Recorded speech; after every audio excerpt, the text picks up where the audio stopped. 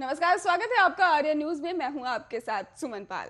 शुरुआत करते हैं कोरोना वायरस की महामारी जो फैल रही है उसको लेकर बड़ी खबर से। देश में जानलेवा कोरोना वायरस महामारी की रफ्तार बेकाबू होती जा रही है और साथ ही कोरोना के सबसे खतरनाक वेरिएंट ओमिक्रॉन के मामले भी तेजी से बढ़ रहे हैं। और देश में पिछले 24 घंटों में कोरोना वायरस के 1,41,986 नए केस सामने आए हैं। वहीं 285 लोगों की मौत भी हो गई है। देश में अब तक कोरोना के ओमिक्रॉन वेरिएंट के 3,071 मामले सामने आ चुके हैं। केंद्रीय स्वास्थ्य मंत्रालय की ओर से जारी किए गए आंकड़ों के मुताबिक देश में अब एक्टिव मामलों की संख्या बढ़कर 4,72,169 हो गई है। आपको बता दें कि इस महामारी से जान गंवाने वालों की संख्या बढ़कर 4,83,463 हो गई है और आंकड़ों के मुताबिक कल 40,485 लोग ठीक हुए और जिसके बाद अभी तक 3,84,12,740 लोग संक्रमण मुक्त हो चुके हैं। आपको बता दें कि राष्ट्रव्यापी टीकाकरण मुहिम के तहत अभी तक कोरोना वायरस रोधी टीकों की 150 करोड़ से ज्यादा खुराक दी जा चुकी है और कल 90,49,360 डोज दी गई हैं और जिसके बाद से ही अब तक वैक्सीन की 150 करोड़ 61,92,903 डोज दी जा चुकी है। आपको बता दें कि स्वास्थ्य मंत्रालय के मुताबिक देश में ही 91% अधिक वयस्क जनसंख्या को टीके की कम से कम एक खुराक दी जा चुकी है, जबकि 66% आबादी का पूर्ण टीकाकरण हो गया है। देश में 15-17 आयु के 22% किशोरों को भी कोविड-19 रोधी टीकों की पहली खुराक लग चुकी है और इस आयु वर्ग के लाभार्थियों के लिए भी 3 जनवरी को कोविड-19 रोधी टीकाकरण शुरू किया गया था। भारतीय चिकित्सा अनुसंधान परिषद ने जानकारी दी है कि कल भारत में ही कोरोना वायरस के लिए 15,29,948 सैंपल टेस्ट किए गए थे और देश में ही अब तक ओमिक्रॉन वेरिएंट से 3,071 लोग संक्रमित हो चुके हैं, जबकि इसमें से 1,203 मरीज ठीक हुए हैं। देश में इस वेरिएंट से संक्रमित राज्यों की संख्या 27 हो गई है और सबसे ज्यादा मामले महाराष्ट्र और राजधानी दिल्ली में पाए जा रहे हैं।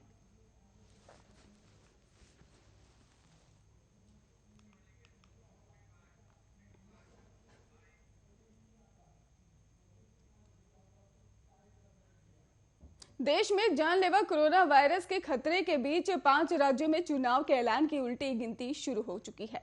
जल्द चुनाव की घोषणा होने के आसार है, लेकिन सबकी दिलचस्पी ये जानने में है कि आखिर की कोरोना काल में चुनाव किस तरह से कराए जाएंगे। सूत्रों के मुताबिक चुनाव आयोग ने कोरोना प्रोटोकॉल के तहत ही मतदान कराने की तैयारी कर ली है। केंद्रीय चुनाव आयोग पिछले कुछ समय से ही चुनावी तैयारियों पर लगातार बैठकें कर रहा है, लेकिन चुनाव के ऐलान के साथ ही रैलियों और सभाओं के आकार को लेकर भी कुछ बड़े फैसले लिए जा सकते हैं। सूत्रों की माने तो बड़ी चुनावी रैलियों और जनसभाओं पर पूरी तरह से रोक लग सकती है और उनकी वजह से ही छोटी छोटी रैलियां या जनसभा को भी इजाजत मिल सकती है। ये छोटी रैलियां भी तभी हो पाएंगी जब कोविड प्रोटोकॉल का पूरी तरह से पालन किया जाएगा। दोनों डोज लगा चुके लोगों को भी रैलियों में ले जाने और पार्टियों से अपील की जा सकती है कि लेकिन खतरा सिर्फ चुनावी रैलियों और जनसभाओं से ही नहीं है। फिक्र उन कर्मचारियों को लेकर भी है जो कि मतदान के काम में जुटे होंगे। सूत्रों की माने तो चुनाव आयोग ऐसे चुनाव अधिकारियों को तैनात करेगा जो कि कोविड वैक्सीन की दोनों डोज ले चुके हों। सुरक्षाकर्मी भी वही तैनात किए जाएंगे जो कि वैक्सीन की दोनों डोज ले चुके हों। आपको बता दें कि पोलिंग बूथ पर भी 1500 वोटरों की जगह अब ज्यादा से ज्यादा 1,250 वोटरों को ही वोट डालने की अनुमति होगी। यही नहीं, नामांकन के लिए भी उम्मीदवार पहले अपने साथ अधिकतम 5 लोगों को ही ले जा सकते हैं और इसके साथ ही कहा जा रहा है कि इसके अलावा डोर टू डोर चुनाव प्रचार के लिए भी ज्यादा से ज्यादा लोग 5 लोगों को ही अनुमति मिल सकती है। आपको बता दें कि कोरोना काल में चुनाव कराना कितनी बड़ी चुनौती है, इसका अंदाजा इसी बात से लगाया जा सकता है कि चुनाव आयोग ने स्वास्थ्य मंत्रालय से कोरोना के ताजा हालात और टीकाकरण की जानकारी ली है। आयोग ने Indian council of medical research से भी बैठक की तो एम्स के निर्देशक से भी चुनाव आयोग ने सलाह ली है।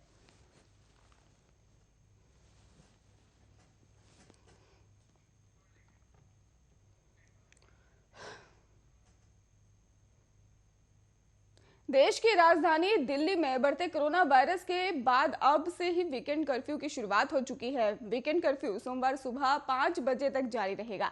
दिल्ली में कोरोना के पिछले 24 घंटे में 17,335 नए केस सामने आए हैं और इसके साथ ही दिल्ली में कोरोना के एक्टिव मरीजों का आंकड़ा 29,000 के पार पहुंच गया है और संक्रमण दर भी 17.73% है। दिल्ली में 55 घंटे का वीकेंड कर्फ्यू लगाया है और ये कर्फ्यू शुक्रवार रात 10 बजे से शुरू हो गया है। आपको बता दें कि सोमवार सुबह तक ये कर्फ्यू लागू रहेगा। कर्फ्यू के दौरान दिल्ली में बस और मेट्रो 100% क्षमता के साथ चलेंगी, लेकिन सिर्फ उन्हीं लोगों को यात्रा की इजाजत मिलेगी जो जरूरी सेवाओं से जुड़े हुए हैं।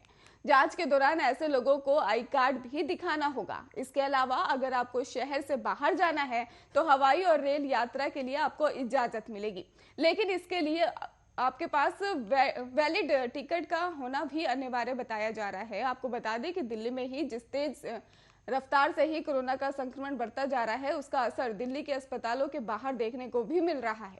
अस्पताल के बाहर मरीजों की लंबी लाइन देखने को मिल रही है। हालांकि दिल्ली की केजरीवाल सरकार का दावा है कि अस्पतालों में हालात नियंत्रण में हैं, लेकिन जल्द ही दिल्ली में कोरोना का पीक आ सकता है।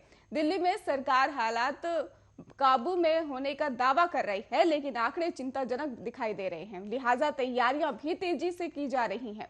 दिल्ली में सोमवार को ही डीडीएमए की बैठक बुलाई गई है और इस बैठक में कोरोना के आंकड़े और पाबंदियों के बाद की स्थिति की समीक्षा की जाएगी।